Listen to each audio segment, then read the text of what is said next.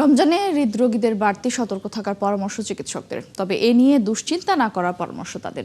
আর রোজা থাকলে ইফতারে পরিমিত খাবার গ্রহণ করতে হবে, পান করতে হবে পর্যাপ্ত পরিমাণ পানি। অনিয়ন্ত্রিত রক্তচাপ বা প্রেশার নিয়ে রোজা রাখা ঠিক হবে না বলেও পরামর্শ তাদের। হিমেল মাহবুবের প্রতিবেদন। তারা বিশ্বাস করে তাদের রোজা হলো আশীর্বাদ, তারা রোজার সময় খুব ভালো থাকেন। হৃদরোগে আক্রান্তরা রোজা রাখতে পারবেন কিনা এ নিয়ে সংশয়ে থাকেন বেশিরভাগ রোগী এবং তাদের স্বজনরা। চিকিৎসকরা বলছেন রোজায় অনেক উপকারিতা রয়েছে, তবে যাদের সম্প্রতি হার্ট অ্যাটাক বা এ কারণে কোনো সার্জারি হয়েছে তাদের রোজা না রাখা ভালো। আমরা জানি হৃদরোগের সাথে রক্তের চর্বি বা কোলেস্টেরলের সম্পর্ক অনেক।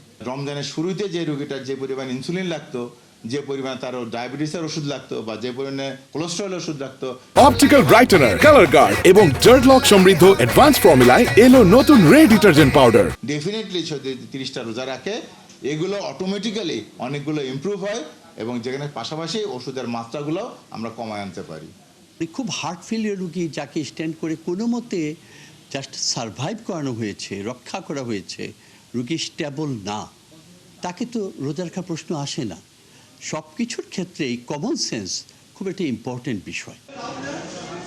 ইফতারের সময় ভাজা পোড়া যতদূর সম্ভব পরিহার করা এবং পরিমিত খাবার খাওয়ার পরামর্শ বিশেষজ্ঞদের।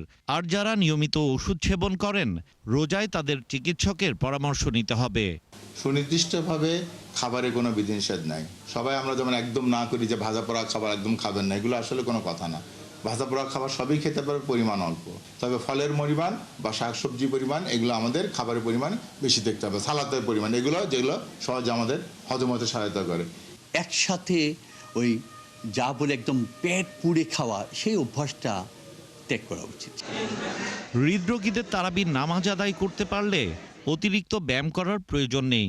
আপনি যে তারাবির নামাজ যদি দাঁড়িয়ে পড়েন, তাহলে এই 20 টাকার নামাজ পড়তে যে শারীরিক পরিশ্রম, আপনার কিন্তু খুব বেশি হাঁটার দরকার হয় না। কম ঘুম হৃদযন্ত্রের ওপর বাড়তি চাপ ফেলে, তাই নিয়মিত ও পর্যাপ্ত বিশ্রাম নেওয়ার পরামর্শ চিকিৎসকদের।